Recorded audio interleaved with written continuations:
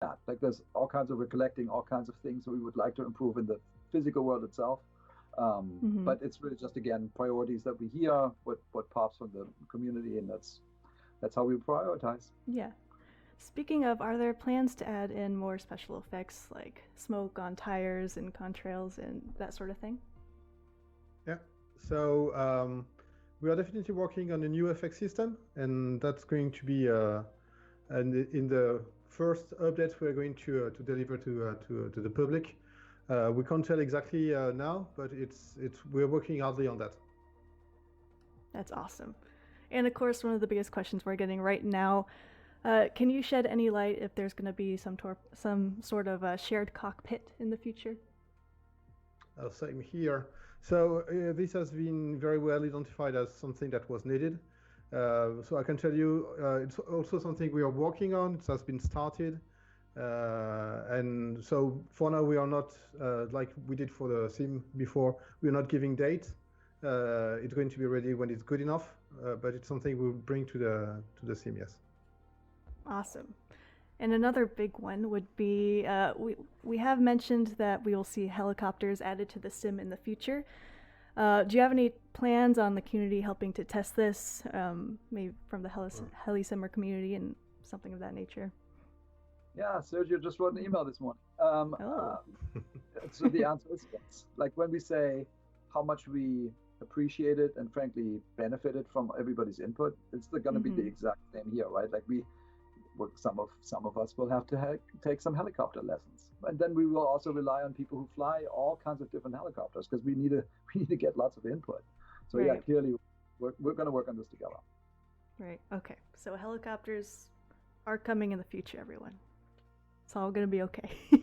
And yes. it's complicated, so it's going to take Yes. be Of a little course. patient with us, right? Please give us some time. Please. Patience. All right. So, what will we be continuing the development roadmap, and how often can we expect patches and updates to come to the sim moving forward? Yep, both the DR and the feedback snapshot are going to continue, and it's so when you see it on the right side of the feedback snapshot, and there's 10 things. Those are the 10 things we talk about a lot. So that just it's very, very important that you keep giving us feedback. The update cadence, we talked about, we wanted to have something meaningful once a month. And so that can be, so in order to wrap our own heads around it, we sort of put into different categories. One update is going to be called World Update, where we, the world is, the real world is constantly changing. And the data that we get from, there's planes right now flying over the northern hemisphere because there's no clouds or very few clouds. So we get new satellite imagery, we get new aerial data. That gets ultimately funneled into Bing Maps. And then we do all of the processing. I don't know if you saw the Black Shark video. So we do a bunch of work to actually make the 3D world happen. That's an ongoing process. What we found, though, is that, sometimes it's very patchy.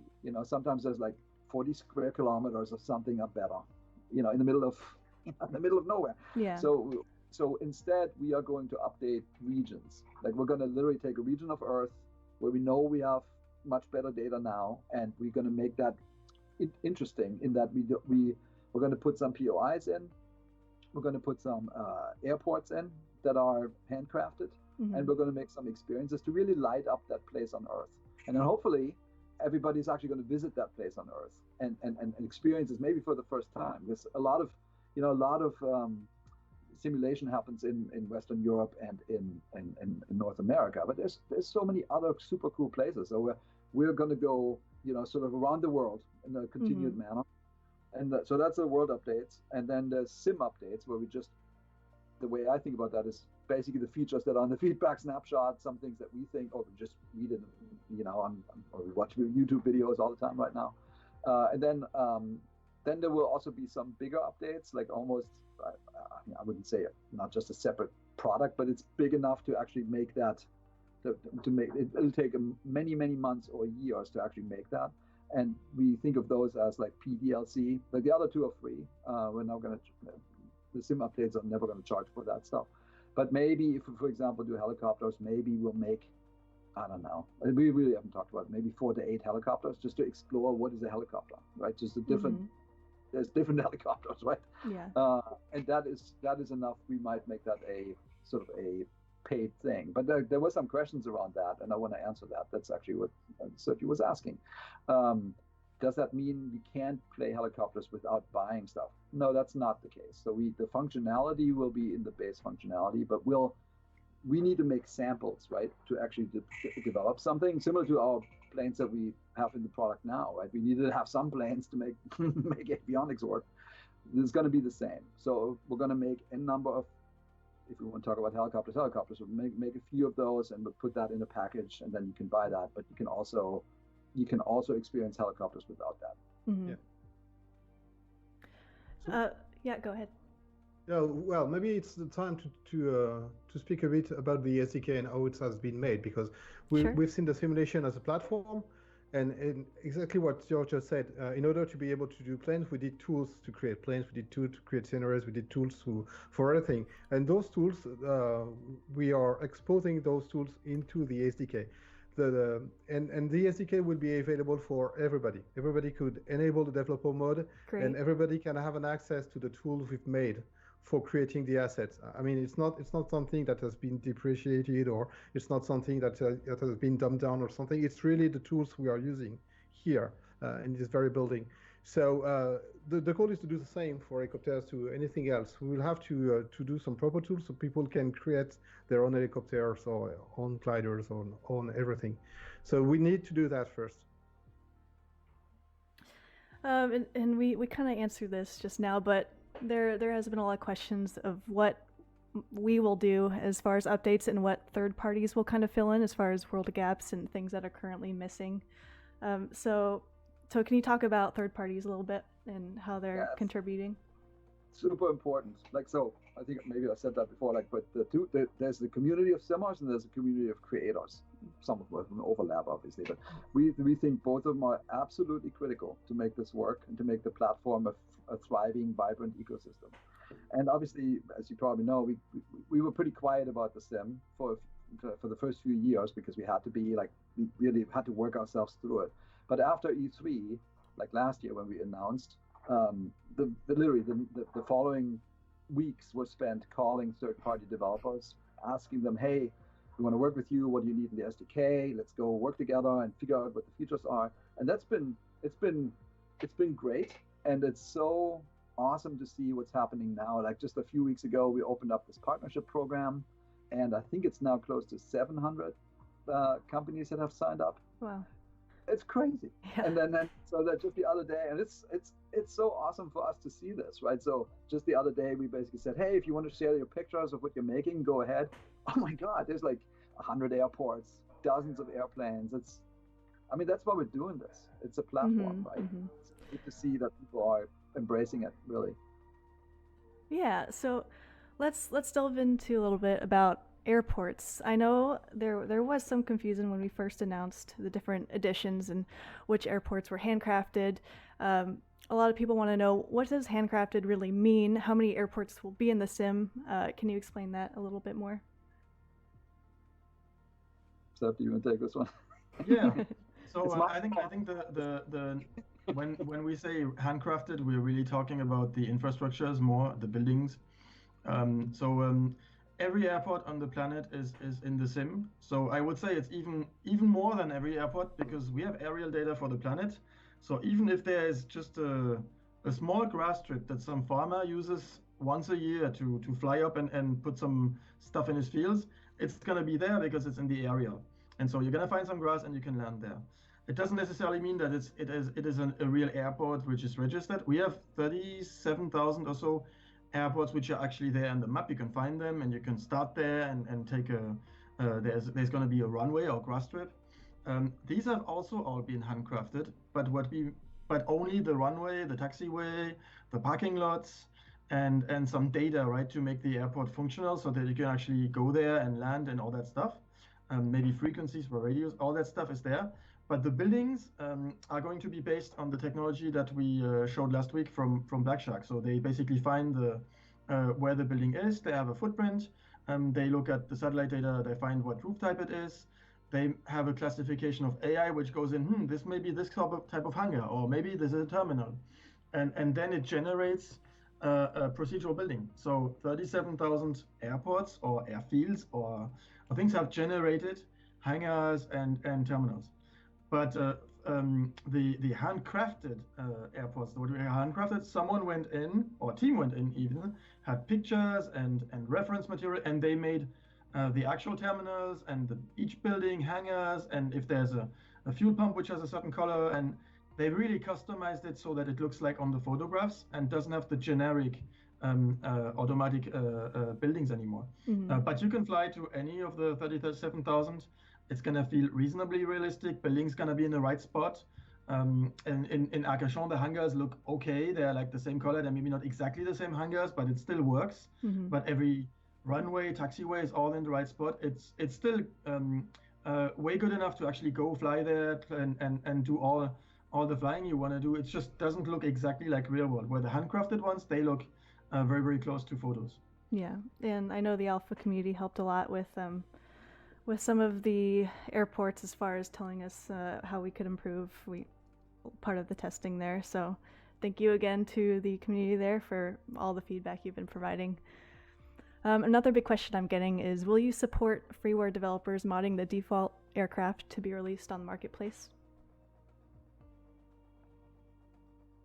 Modding. It's something we haven't quite discussed, I would say. Mm-hmm. No. Yeah. It's I would say in pure technology, it's not impossible, right? It's the format is the same for the SDK than what we're using, so it's not harder to customize a plane.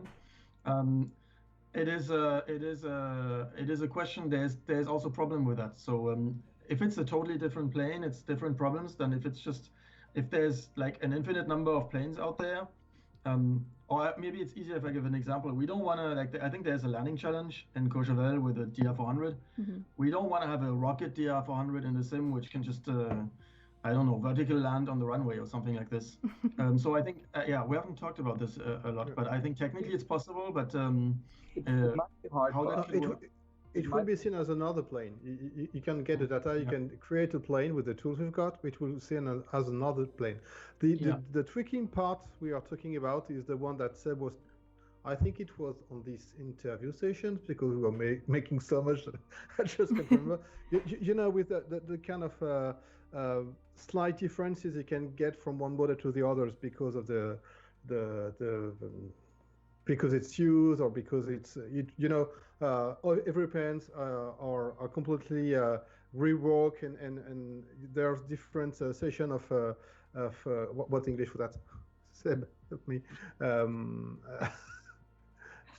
Continue de monter qui le remonte. I'm sorry. Every time they do maintenance, they take them fully apart. Yeah. This is impressive. Maintenance. When you It's the same in French. You see your plane. It's the same in pieces. French. I'm sorry. It's kind of impressive, and they build it back together, but then the plane is a little bit different. Yeah. When you fly it, you say this doesn't feel the same. Yeah. So for the tricking part, we're going to offer the possibility to do some slight changes. So for instance, we are used to fly for GR400. They are never the same. So you can basically tweak the planes in order to get really what is the performances of yours, for instance. Mm-hmm. But apart from that, we don't have any modification systems. People could do deliveries. Yeah. Okay. So the only thing I wanted to say was we took, as I said before, we took the licensing super seriously, and it has great benefits. Like, because we have this relationship, for example, with Boeing or Airbus or Textron, they give us the POHs. Sometimes they give us more. They give us CAD files. They also give us access to sometimes the designers of the plane, definitely to the test pilots of the plane, and I don't know if they would allow us to go modify the base sim. And so if that's the question, can we modify the planes that come in the base product? Maybe not, because of that reason. But we'll look into it. If it comes up a lot in the community, then we're going to talk about it more. Yeah, that makes sense. So this is kind of a fun question, but what was one thing that each developer needed to learn that was the most fun for them for this new simulator?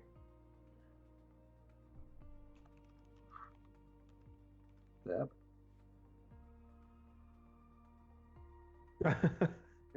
Stomped. Yeah. I think so. I didn't catch the questions, the meaning of it. I'm sorry.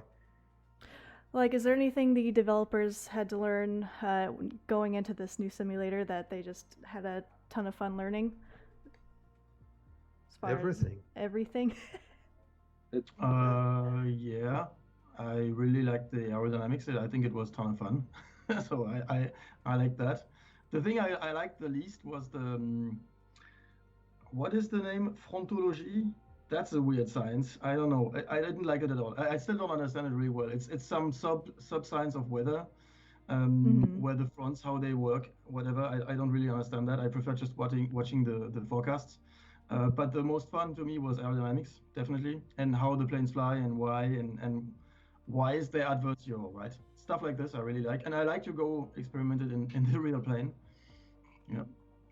Cool. Thanks. And I'd love to address another alpha question, which would be, can you speak to the progress that you're making now on Autopilot and the bugs and issues that they've seen going into launch? Okay. Well, we are still working on the Autopilot.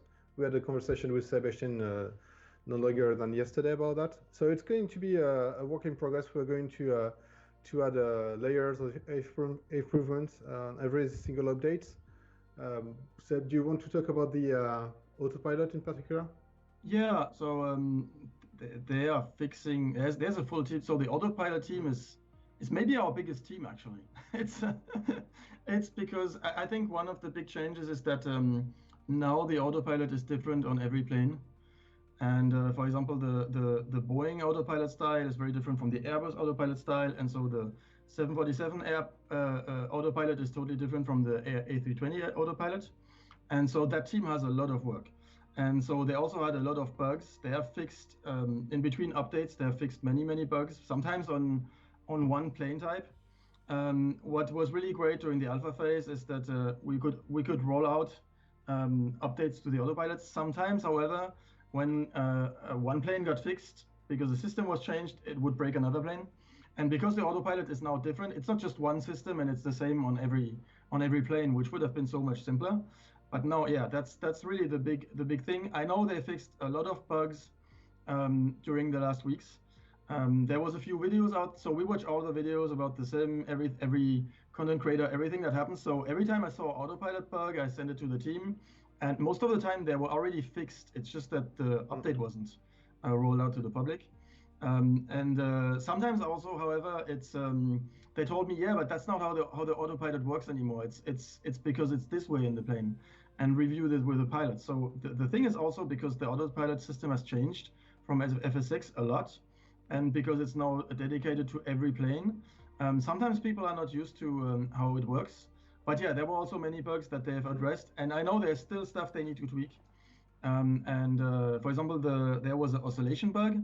It's not just one oscillation bug. It was a little bit different on every plane, and I know they told me they fixed it on many planes, so hopefully it's gone.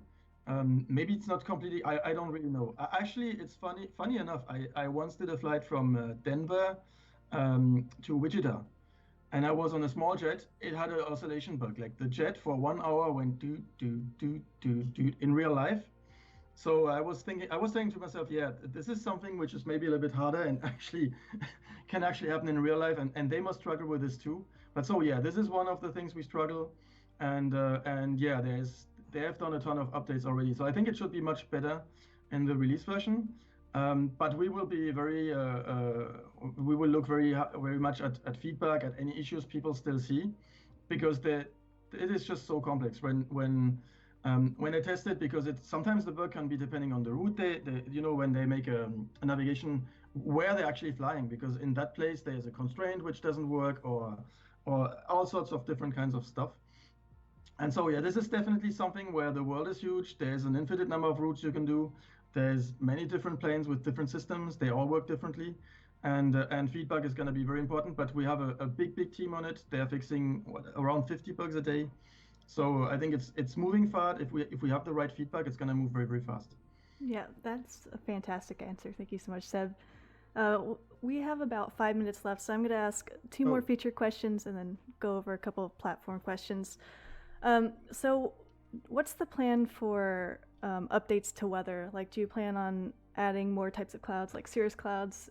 Can you speak to that a little bit?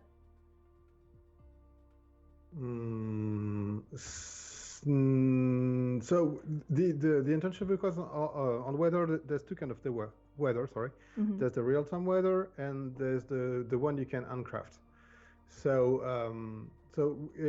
the themes comes with a tool on which you can put every single layer of clouds, and you can merge them. You can set up the winds. You can basically you can create the kind of situation that you would like to get on flying. So I don't know what kind of clouds we could bring about more than that. Yeah, the cirrus is a. The cirrus. I'm cirrus, sorry. Yeah, no, okay. The cirrus you can almost. I mean, you can create some. You can create. Yes. Yeah, if you look at cloud pictures, the problem is there's an infinite number of possible clouds. So cirrus, if you take a cloud layer, you put it very high, you make it very small and thin, and if you tweak around with the coverage and the scattering, you can get some type of cirrus, but you cannot yet get the ones when they're super stretchy, right? I think it's to very, very strong high altitude winds, and the cirrus really stretch out. We did some prototyping with this, and it's actually possible in the shader to stretch out the clouds. But this is something where, I mean, we're gonna update, and it's gonna be on basically on a to-do list. But in the weather menu, I think it's possible to add a slider where you can just stretch stuff because it works in the shader. It is just something which is on the list, but I mean, there's not just cirrus, right? There's we had some funny clouds in Bordeaux last year where what was the name? Mammutus? What? Some crazy name. I was like, what? And then you can see sometimes they make rolling clouds and yes. We looked into this. So it's actually, there's a whole section in that World 2.0 grouping where we looked at wave clouds and the rare clouds, like the little hats that are on top of mountains. So those are. In the real world weather, we're reliant heavily on what we get from Meteor Blue. But I think in the presets, we could look into things like that. We also talk about other things like supercells and whatnot. So sorry, I missed that Cyrus thing. Sorry.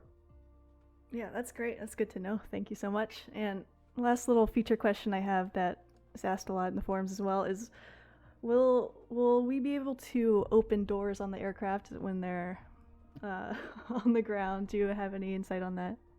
The ground, thank God. Oh yes. No, in the air is more important. I did canopy opening training on the DR400 three times already. You open the canopy and you get drag, and it's actually great when it's hot because you get some air. Yeah. We talked about that. We talked about that internally too, and it has been decided not to start with. So it could be something that we could bring. It hasn't been identified as a high priority option for now. Gotcha. Yeah, it's like external inspections. It comes up here and there, but so far it hasn't popped in the top 10. So it's somewhere below that. Yeah, it makes sense. Thanks for answering that, though. I think that'll go a long way.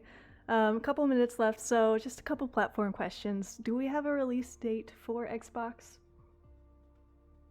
Nope. There you go, chat. No announced release date yet. Just look out on our socials. We will announce it. It's just work. Like you have to figure out when are we actually. It needs to be great. So it's just work. And once we know how much work it is left, then we'll know what the ship date is. Yeah. Yes. It's basically a rules in flight sim because when we start the features, we don't really know how far we can go, what will be the techniques we can find, and it's a lot of research and development. So most of the time when we're starting something, we don't have an end date, and we want to bring it to the level of quality, or we're pleased enough, and we can go to public then. Yeah. Okay. And is there any difference between the Steam version and the Microsoft Store version? No, the launcher is different. Yeah.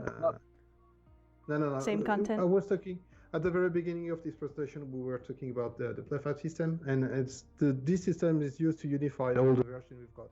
So basically, you will have the same content. It will be the same packages. You will have the same multiplayer or services options. It will be one unified world, so you can fly with every single kind of users. There's no barriers, there's no frontier. It's the same experience. Great. So everybody will be able to fly together no matter what platform. Sounds like. Exactly. Perfect. Exactly.